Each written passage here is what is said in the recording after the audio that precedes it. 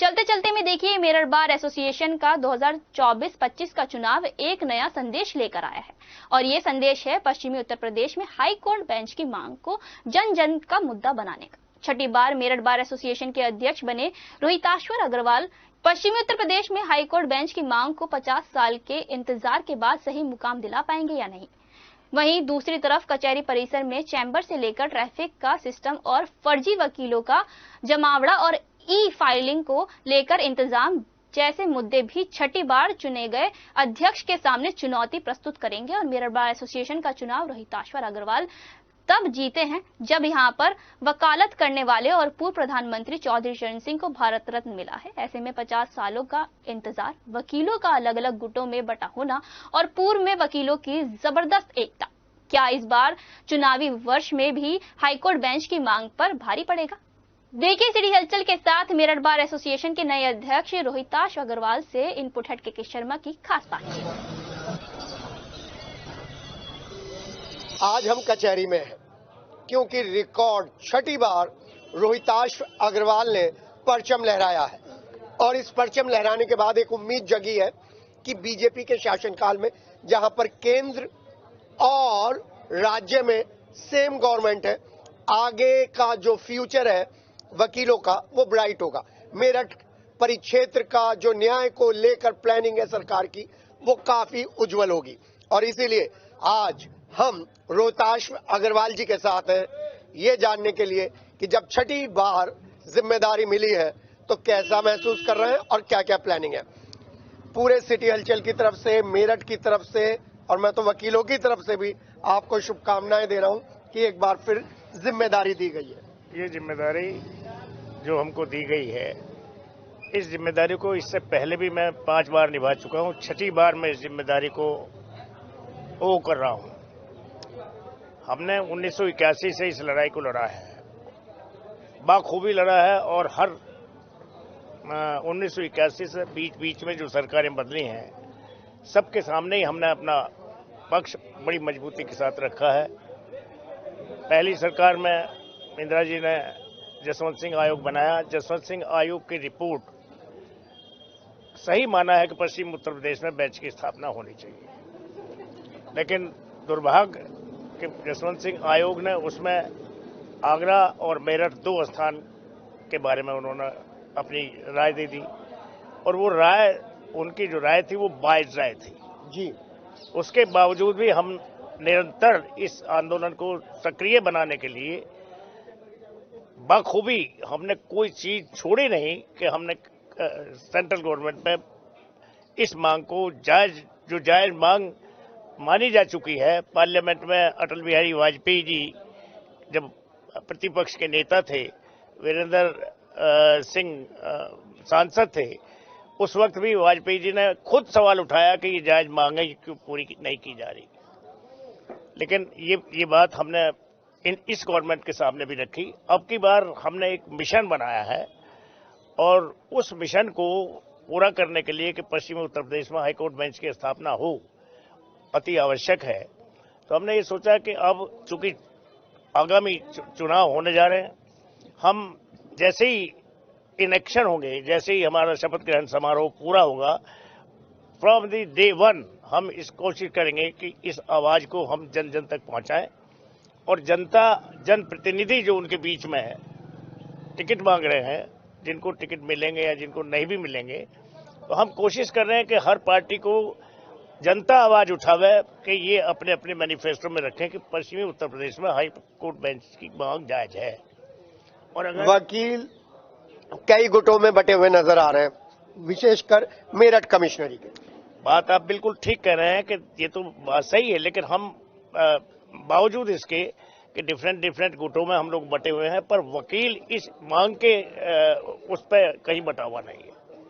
वकील प्रॉब्लम क्या आ रही है, क्या समस्याएं आ रही हैं? क्योंकि मोदी सरकार त्वरित निर्णय लेती है और योगी सरकार भी, दोनों, योगी सरकार और मोदी सरकार, इस वक्त हम लोगों की अगर इच्छा शक्ति, मैंने कहा कि मैनिफेस्टो में हम ये ऐलान करेंगे, हम जनता से रिक्वेस्ट करेंगे कि अगर पश्चिमी उत्तर प्रदेश में किसी पार्टी के मैनिफेस्टो में हमारी मांग नहीं है कि पश्चिम उत्तर प्रदेश में हाईकोर्ट बेंच की स्थापना हो, तो हम ये ऐलान करेंगे घर घर जाकर के कि उस पार्टी को वोट नहीं करना है जिस पार्टी ने हमारे मैनिफेस्टो में इसको ओपन नहीं किया।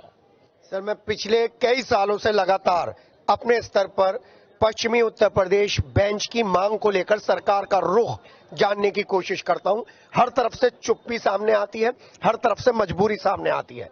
एक आंदोलन हुआ था जिसमें पूरे मेरठ, मुजफ्फरनगर और आसपास के क्षेत्रों में जबरदस्त आंदोलन हुआ था मायावती के टाइम में। उसके बाद से आज तक एक बड़ा आंदोलन नहीं हुआ सर। नहीं, आप ये देखिए कि ऐसा नहीं है कि बड़ा आंदोलन नहीं हुआ। आंदोलन अब बात यह है कि टेन्योर 1 साल का होता है। मैं तो 6वीं बार हूं। मुझे अच्छी तरह से आप इतिहास में पाश्चात्य में चले जाइए। हमने इतने बड़े बड़े आंदोलन किए कि हमने चौधरी नरेंद्र पाल सिंह ने मसूरी से लेकर के यात्रा की, देखा है, प्रत्यक्षदर्शी है सर जी। एक जन सैलाब दिल्ली तक पहुंचा, लाठियां खाई हैं। उसी का नतीजा था कि आयोग बना, उसी का नतीजा था। और अब भी हम इस मांग पे इसको पूरा कराने के लिए चाहे हमें कुछ भी करना पड़े, मैं तो फ्रॉम द डे 1 इस पे, चूंकि चुनाव होने जा रहा है उससे पहले ही हम जन जागरण करेंगे। जनता से हर जगह से ये आवाज उठाएंगे कि पश्चिम उत्तर प्रदेश, और अगर मैनिफेस्टो में नहीं रखी जाती तो हम ये उनसे हाथ जोड़ के रिक्वेस्ट करेंगे कि उस पार्टी को वोट मत करिए जो ना रखे। जी हाँ, मैंने पश्चिमी उत्तर प्रदेश का मुद्दा नहीं उठाया है, रोहताश अग्रवाल जी ने उठाया है, क्योंकि यहां पर लोगों को त्वरित न्याय मिलना चाहिए। इस बात की मंशा बार बार मोदी सरकार और बार बार योगी सरकार जाहिर करती है। मेरे बराबर में सत्ता पक्ष से अलग राजपाल सिंह जी बैठे हैं, जिन्होंने अपने स्तर पर भी ये काम बहुत बड़े स्तर पर किया था। सर, आपसे एक राजनीतिज्ञ के तौर पर पूछना चाह रहा हूं, क्या कारण है कि ये मुद्दा बार बार नेपथ्य में ढकेल दिया जाता है, इस पर सरकार सीरियस नहीं होती? ये मुद्दा पिछले 50 साल से राजनीति का शिकार हो रहा है। आज की तारीख में देश का सबसे पुराना मुद्दा है हाईकोर्ट बेंच का, पश्चिमी उत्तर प्रदेश का। और करीब करीब जो अपोजिशन में रहे वो भी और जो फिर सत्ता में आए वो भी, जो भी सरकारें आई है सबने वायदा देने का किया है। पर जो वर्तमान सरकार है इन्होंने भी वायदा किया है, लेकिन कोई भी इसको देने की हिम्मत नहीं कर पा रहा। हो सकता है चुनाव से पहले कोई विचार हो। तो अब रोहतास जी ने ये आंदोलन बहुत जबरदस्त तरीके से चलाया है। कई बार प्रधानमंत्री से भी मिले हैं, अटल बिहारी वाजपेयी से भी मिले हैं, उनसे पहले भी मिले हैं। अब ये इसे फिर गरमाएंगे और चुनाव से, ये चुनाव के मौके पे बने हैं, ये पॉलिटिकल भी हैं, ये यहाँ से मेयर भी लड़ चुके हैं, एमएलए भी लड़ चुके हैं। इसलिए आशा है कि ये मुद्दा और हाईलाइट होगा और आगे बढ़ेगा, संघर्ष करेंगे सब लोग। जी हाँ, ये तो पश्चिमी उत्तर प्रदेश की बात हुई, और जब सभी सीनियर लोग इस मुद्दे को लेकर आगे बढ़ेंगे तो रिजल्ट जरूर निकलेगा। सर, अब ये तो पश्चिमी उत्तर प्रदेश की एक मांग होगी, इसके अलावा वकीलों की कौन कौन सी समस्याओं पर आपका ध्यान रहेगा और उसको आप अपने शासन में, अपने कार्यकाल में पूरा करने की कोशिश करेंगे? आपके सवाल से पहले मैं एक बात और बता दूं आपको जी। प्रतिपक्ष के नेता के रूप में माननीय अटल बिहारी वाजपेयी ने पश्चिम उत्तर प्रदेश में हाईकोर्ट बेंच की मांग की स्थापना के लिए सवाल उठाया था। पार्लियामेंट में क्वेश्चन है, मेरे पर सर्टिफाइड कॉपी है उसकी। तो इस गवर्नमेंट को दिखाएंगे कि पूर्व प्रधानमंत्री ने नेता प्रतिपक्ष के रूप में इस सवाल को उठाया है। तो कम से कम इतनी तो आज वो है नहीं इस दुनिया में, लेकिन उन्होंने किसी राजनीति से ऊपर उठ करके, बोल्ड होकर के ये सवाल उठाया था। तो इनको एक उदाहरण के तौर पर वो भी पेश करेंगे। अब आपके सवाल पे आता हूं। हमारी कचहरी में समस्याएं तो बहुत हैं सर। पार्किंग की समस्या है, सबसे पहले समस्या है यहाँ चैम्बर्स की। अब की बार मैंने देखा है इतनी ठंड पड़ी है, यहाँ लॉ चैम्बर बिल्डिंग ध्वस्त हो गई थी, गिरा दी गई थी, किन्हीं कारणों से किन्हीं उसमें वो कारण। अब इस तरीके का वातावरण है कि इस वक्त उसको उजागर करना ठीक नहीं है, लेकिन ध्वस्त पड़े हुए हैं। तो सबसे पहले ये लॉ चैम्बर कंपनी जो बिल्डिंग वो टेक ओवर कर लिए माननीय उच्च न्यायालय ने। तो माननीय उच्च न्यायालय जिला जज के माध्यम से माननीय उच्च न्यायालय से प्रयास करेंगे कि तुरंत इसको मल्टी स्टोरीज बनवा दी जाए और नीचे पार्किंग। तो पार्किंग और मल्टी स्टोरीज बिल्डिंग अगर इतनी बड़ी जगह है तो काफी कुछ समस्या का समाधान हो। इसके अलावा जो यंगस्टर्स हैं, मेरी प्लानिंग है कि हमारा जो नानकचंद सभागार है इसके ऊपर हम दूसरी बिल्डिंग बनवा करके एक बहुत बड़ा, जितना हॉल नीचे है उतना, और उसको एक बढ़िया लाइब्रेरी में कॉम्पिटिटिव एग्जाम्स के लिए एक कॉम्पिटिटिव एग्जाम्स में अपीयर होने वालों के लिए एक लाइब्रेरी बनाएंगे, आईएएस के लिए, आईपीएस के लिए और डिफरेंट सेक्शन में जो तैयारी करते हैं, जुडिशरी के लिए, सबके लिए एक लाइब्रेरी बनाएंगे। उसमें स्वच्छ और ऐसा वातावरण क्रिएट करेंगे कि बच्चे उसमें पढ़ें, डिफरेंट कॉम्पिटिशन्स में कॉम्पिटिट करें, देश विदेश में इसका नाम रोशन करें। चूंकि हमारे बार एसोसिएशन का एक इतिहास है। जी सर, हमारी बार एसोसिएशन के पटल पर वकालत करने वालों ने देश विदेश में नाम रोशन किया है। आप देखिए, उदाहरण के तौर पर चौधरी चरण सिंह यही वकालत किए हैं। जी सर, और यहाँ वकालत करके प्रधानमंत्री के ओहदे तक गए। उसके बाद आप देख लीजिए, चौधरी बिशंबर सिंह 25 साल तक चेयरमैन रहे उत्तर प्रदेश सर्विस कमीशन के, बेदाग छवि के बादशाह थे।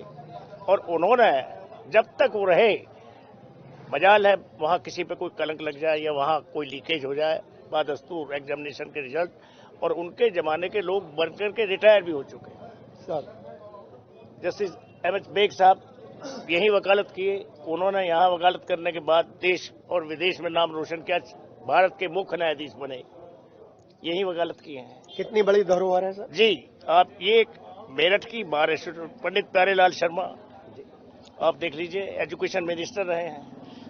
सर, ये अनदेखी का कारण क्या है सर? कारण सिर्फ आप लोगों की एकता तो नहीं है कहीं? इसमें वकीलों की एकता नहीं है, इसमें जो हमारे राजनीतिक नेता हैं इनमें इच्छा शक्ति नहीं है। इच्छा शक्ति का अभाव। अभी इच्छा शक्ति के अलावा आपको बता दूं, हमने पिछली बार, मैं तो बता रहा हूं कि 5 बार हम यहाँ का जो प्रेसिडेंट है वो by virtue of the office वो 22 जिलों का चेयरमैन होता है। यहाँ का जो महामंत्री है 22 जिलों का कन्वीनर होता है। तो मैं इसको 22 जिलों को बिल्कुल जैसे छाछ को मत देते हैं दही को, इस तरीके से मतना चाहता हूं कि मैनिफेस्टो में जगह जगह जाकर के अलग जगाया जाए कि हमारी मांग मैनिफेस्टो में रखी जाए। और इन जन नेताओं के इच्छा शक्ति, ये पुराने सेक्रेटरी हैं, ये भी आ गए हैं, इनका भी आप इंटरव्यू लीजिए। आइए सर, बैठिए। इन्होंने भी प्रयास किया है। तो मैं तो इसको फ्रॉम द डे 1 जी, जैसे ही हम इन एक्शन आएंगे, हम इस चुनाव के मुद्दे तक इसको ज्वलंत मांग अपनी रखेंगे सर सरकार के साथ। सर, एक बहुत बड़ा इशू आता है यहाँ पर, जितने भी एडवोकेट्स हैं उनमें आप उन लोगों को आइडेंटिफाई नहीं कर पाते जो लोग फ्रॉजरी के जरिए आते हैं, जिनके डॉक्यूमेंट्स सही नहीं है। उनका वेरिफिकेशन होता है, कोई शिकायत करता है तो होता है। ऐसा आप कोई अभियान चलाएंगे? अभी अभियान तो ये तो ऑलरेडी शुरुआत हो चुकी है। अभी हमारा बार काउंसिल का चुनाव, बार काउंसिल उत्तर प्रदेश का चुनाव होने जा रहा है जी, और ये उच्च न्यायालय ने निर्णय दे दिया है। उस निर्णय में तय किया है कि जिस पर सीओपी नहीं होगा, सीओपी प्राप्त करने के लिए सारे डॉक्यूमेंट्स दाखिल करने पड़ते हैं bar council of Uttar Pradesh में, और bar council of Uttar Pradesh उनके प्रत्येक डॉक्यूमेंट को भेज रही है। और जो सीओपी नंबर है वो अभी जो मोहर लगाएंगे उस पर भी मोहर लगेगी जी। तो वो जो फॉल्स डॉक्यूमेंट्स का है, जो नंबर 2 के वकील बनकर आ जाते थे, उन पर रोक लग जाएगी। आप 4 लाख पहुंच गए थे पिछली बार जो चुनाव हुआ, जो मैं 1999 से ऑनवर्ड बार काउंसिल में 2 बार चेयरमैन रह चुका हूं जी। तो आपको ये यकीन मानिए कि पिछले चुनाव में जो 19 में चुनाव हुआ था, उस चुनाव में 4 लाख संख्या पहुंच गई थी। जब वेरिफिकेशन शुरू हुआ तो 1.5 लाख गायब हो गए, और वो 1.5 लाख जो गायब हुए वो आज तक गायब है। इसीलिए सुप्रीम कोर्ट ने ये तेलंगाना की सबसे ज्यादा खराब स्थिति थी और राज्यों की खराब थी, हमारे में भी मैं बता रहा हूं कि 4 लाख की 1.5 लाख रखी थी। अब जो संख्या फिर पुनः 4, 4.5 पहुंची है, और अभी जो वेरिफिकेशन हुआ वही 3 लाख पहुंची। तो ये तो आइडेंटिफिकेशन जो आप सवाल मेरे से पूछ रहे हैं, ये तो हम ऑलरेडी स्टार्ट कर चुके, प्रोसेस में है। प्रोसेस नहीं, उसके बिना चुनाव भी नहीं होगा, और उस बिना सीओपी के अब किसी बार एसोसिएशन में कोई वकील भी नहीं रह सकता। प्लेस ऑफ प्रैक्टिस सर्टिफिकेट अगर उसके पास है वही वकालत कर सकता है, नहीं तो नहीं कर सकता जी। तो ये सारी बातें आप लोगों को हम इसलिए बता रहे हैं क्योंकि जो नई बॉडी फॉर्म हुई है उसने अपनी ड्यूटीज पहले ही फिक्स कर लिया। सर, आप थोड़ा सा लेट ज्वाइन करें। एक सवाल सीधा कि पश्चिमी उत्तर प्रदेश में हाई कोर्ट बेंच की मांग इस बार पूरे होने की कितनी गारंटी है रोहताश जी के नेतृत्व में? देखिए, 2 बार बार काउंसिल के चेयरमैन रहे हैं आप, और 6ठी बार हमारे अध्यक्ष चुने गए हैं। मजबूत हाथों में अभी हमारी डिमांड है। हमें उम्मीद है कि जिस तरह से आंदोलन पिछले साल चला उसे दोगुनी गति से आप चलाएंगे और हमारी मांग पूरी होगी। और दूसरा एक साथ साथ ये भी बात है कि अभी चुनाव भी आ रहा है लोकसभा का, तो हम कोशिश करेंगे, अब चेयरमैन साहब जिस तरह से आगे बढ़ेंगे, इनके नेतृत्व में आगे बढ़ेंगे और कोशिश करेंगे कि दबाव बना करके इस मांग को पूरा कराया जाए। सर, वकीलों का जो काला कोट है ना, वो हाई कोर्ट बेंच की मांग के समय किसी के कंधे पे भगवा पट्टा आ जाता है, किसी के हाथ में पंजा आ जाता है, हल आ जाता है, बर्मा आ जाता है, लेकिन वकीलों का मुद्दा कभी नहीं आता। मैं आपकी बात से सहमत हूं कि हम लोग कहीं ना कहीं पार्टी वाइज में बढ़ जाते हैं, लेकिन इच्छा सबकी यही है। अपने भाई जो हमसे, मान लो कोई किसी परिषद में है, कोई कहीं पे है, कोई किसी उसमें है, उन सबको मनाएंगे और हम दबाव बनाएंगे अपने राजनीतिकों पे। जो हमारे यहाँ के सांसद हैं, जो विधायक हैं, हम उन पर दबाव बनाएंगे। एक हमने लास्ट टाइम मुहिम भी शुरू की है कि बेंच नहीं तो वोट नहीं, और अगर चेयरमैन साहब के सामने हम बात रखेंगे, अगर बात बनती आगे तो हम चुनाव के बहिष्कार तक भी जाएंगे, लेकिन अपनी बात को पूरी कराएंगे। जी हाँ, हाई कोर्ट बेंच का मुद्दा हमेशा उठाता रहा है, सिटी हलचल हमेशा उठाता रहेगा। सर, एक बड़ा संवेदनशील क्वेश्चन पूछ रहा हूँ। जो वकील है वो प्रैक्टिस में है और उनके साथ कोई अनहोनी हो जाती है, और अनहोनी होने के बाद आपके बार काउंसिल से उनके लिए क्या अनुदान, क्या मदद होनी चाहिए, और उसके मिलने में बहुत परेशानी आती है वकीलों को, उसके लिए आप क्या आवाज उठाएंगे? अभी स्टेट बार काउंसिल बादस्तूर एडवोकेट्स प्रोटेक्शन एक्ट को लागू करने के लिए बादस्तूर तत्पर है, और जगह जगह कुछ स्टेट्स में ये एडवोकेट्स प्रोटेक्शन एक्ट लागू भी कर दिया गया है। बार काउंसिल ऑफ इंडिया ने अभी कॉल दी है, और उसमें ऑल ओवर इंडिया इसी पे कि लॉयर्स का जो अनदेखी की जा रही है और उनके साथ जो दुराचार, अत्याचार, जो आपराधिक किस्म के लोग अगर उन पर आक्रमण करते हैं तो कैसे उनकी सुरक्षा हो, इसके लिए हम ऑलरेडी बादस्तूर प्रयासरत हैं, और एडवोकेट्स प्रोटेक्शन एक्ट में जो सजेशन मांगे गए हैं वो हमने भेज दिए हैं, और अभी all over India bar council of India ने कॉल दे रखी है, हमारे मीटिंग है, और उसमें फिर पुरजोर तरीके से हम अपनी मांग को सरकार तक पहुंचाएंगे। सर, जो लोग एक्सपायर हो जाते हैं वकील, उनको अनुदान मिलती है 4-5 लाख रुपए की। जी, 5 लाख रुपया, मृत्यु पे 5 लाख रुपया, मृत्यु पर 5 लाख, लेकिन उसे मिलने में बड़ी परेशानी होती है। नहीं, अभी ऐसा है, ये वर्तमान परिवेश में उस फंड को किसी और फंड में इस्तेमाल किया गया जी, कर लिया गया, लेकिन हमने इसके लिए जाकर के मुख्यमंत्री से मिले और उन्होंने तुरंत कंसर्न डिपार्टमेंट को आगाह किया, और वो फिर हमारा शनाचू की संख्या बहुत बड़ा प्रदेश है। अब आप देखिए लाखों में, अब हमारी संख्या 4 लाख के करीब, अब वेरिफिकेशन में कितने बचते हैं, अब उनमें से जो एक्सपायर होते हैं वो ऐसा नहीं है कि मिलने समय लगता है, लेकिन 5 लाख की धनराशि बादस्तूर मिलेगी, 100% मिलेगी। उसके लिए आप मेरठ के इस परिसर में कोई सेल एस्टेब्लिश करेंगे जहां पर लोग आकर अपनी ग्रीवेंसेस बता सकें, शिकायत बता सकें? नहीं, शिकायत तो इनकी हमारी ऑलरेडी, अगर कोई अधिवक्ता शिकायत करता है तो बार काउंसिल में शिकायत कर सकता है, उसका स्पेशल सेल बनाइए कोई, क्योंकि मेरे पास कम से कम 10 परिवारों के ऐसे फोन आए जिनको अभी तक अनुदान नहीं मिले, 3-3, 4-4 साल हो गए। ऐसा है ना कि दिक्कत क्या है कि उन जो लोग फॉर्म भरते हैं उसमें जो रिक्वायरमेंट, जो डॉक्यूमेंट्स अधूरे रह जाते हैं, उन्हें उनकी खुद की कमी के कारण वो अधूरे रहते हैं और वो लंबित पड़े रहते हैं। फिर हम नोटिस भेजते हैं, नोटिस पे नोटिस, नोटिस पे नोटिस, लोग कभी कोई घर बदल जाता है, कोई कुछ हो जाता है, टेलीफोन नंबर बदल देते हैं, उसमें हमारी गलती नहीं है, स्टेट बार काउंसिल की कहीं गलती नहीं है। हमारे यहाँ तो फॉर्म अगर ड्यूली कंप्लीटेड है, कोई ऑब्जेक्शन है, उसे रिमूव करने के लिए रिक्वेस्ट करेंगे, अब नहीं है तो वो लंबित रहता है, तो वो उसमें कुछ कमियां, जो लोग उसका इस्तेमाल करना चाहते हैं उस फंड का, उनके फॉर्म भरने में त्रुटियां रह जाती हैं, वरना हमारे स्तर से, स्टेट बार काउंसिल के स्तर से कोई, हम कटिबद्ध हैं कि जल्दी से जल्दी उनको धन राशि मिले। सर, ई फाइलिंग, ई कोर्ट का भी मुद्दा आपके साथ? ई फाइलिंग का जो मुद्दा, आप देखिए, भारत के मुख्य न्यायाधीश को धन्यवाद देना चाहूंगा कि उन्होंने शुरू की। ये हाईकोर्ट बेंच से भी बड़ा मुद्दा सामने आया है। ई फाइलिंग शुरू करने के लिए हर स्टेट में शुरू हो चुका है, और हमारे स्टेट में फिर वही लॉबी। तो इच्छा शक्ति, क्या इच्छा शक्ति है हमारे जो चुनिंदा राजनीतिक नेता है, वो आप समझिए प्रधानमंत्री के सामने सब कुछ साफ समझ जाते हैं, अपनी बात को कहने में अक्षम है, वो कह ही नहीं पाते हैं। अब बताइए, हर स्टेट में ई फाइलिंग होने लगा है, हमारे यहाँ भी शुरुआत है, वो इलाहाबाद हाई कोर्ट में स्ट्राइक हो गई, उन्हीं के दबाव में फिर वो पेंडेंसी, इसमें हमारा क्या दोष है? लेकिन आपकी इसी साफ गोई की वजह से मैं आपसे बात करता हूं, क्योंकि बहुत सारे लोग घुमा घुमा कर जवाब देते हैं। आप प्रयास कर रहे हैं तो शायद इसमें एक सकारात्मक पक्ष प्रयास करेंगे और इतना प्रयास करेंगे कि आप देखेंगे कि हाँ वाकई हमारी कथनी और कहनी कथनी में कोई फर्क नहीं है।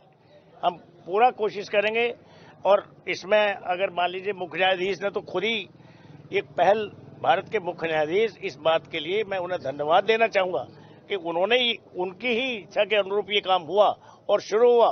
कुछ स्टेट, सब स्टेट में माइनस उत्तर प्रदेश, अब उत्तर प्रदेश में वो शुरू हुई, वहां स्ट्राइक हो गई।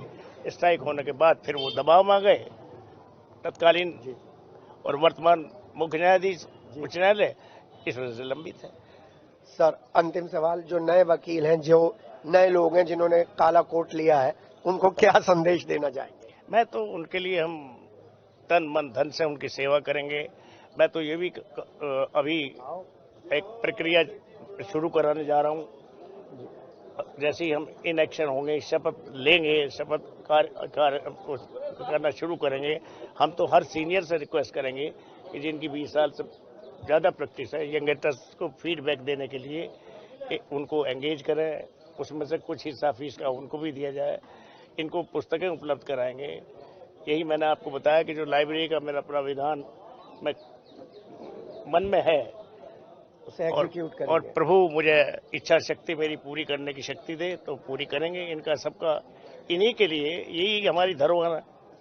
एडवोकेट का ओहदा मैं आपसे बता रहा हूँ कि एडवोकेट समाज के अंदर एक वो तबका है जो हर ओहदे से बड़ा है।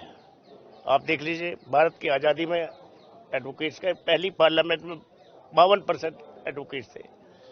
बड़े बड़े रिवोल्यूशंस, इब्राहिम लिंकन को देख लीजिए, नेल्सन मंडेला को देख लीजिए, किसी का उदाहरण ले लीजिए। अगर रिवोल्यूशन कोई दुनिया में कायम किया है तो वो वकील ने कायम किया। जी हाँ, क्रांति की बात हो रही है, लेकिन मेरठ में इस क्रांति को लेकर सुगबुगाहट होती है, आंदोलन होता है, और आंदोलन होने के साथ साथ वो लोग जिनके कंधों पर जिम्मेदारी है वो शायद इस मांग को पीछे कर देते हैं। लेकिन अब जब छठी बार रोहताश अग्रवाल जी के हाथ में कमान आई है तो एक तरफ ये सारे युवा हैं और एक तरफ अनुभवी लोग हैं। देखना यह है कि संजीव बालियान मेरठ को चुनौती देके गए थे कि भाई ये मुद्दा अगर मुजफ्फरनगर के वकील उठाते तो हम तो छीन लेते। अब देखना यह है कि मेरठ के वकील इस चुनौती का जवाब कैसे देते हैं। अपने सहयोगी संजय के साथ के चलते चलते।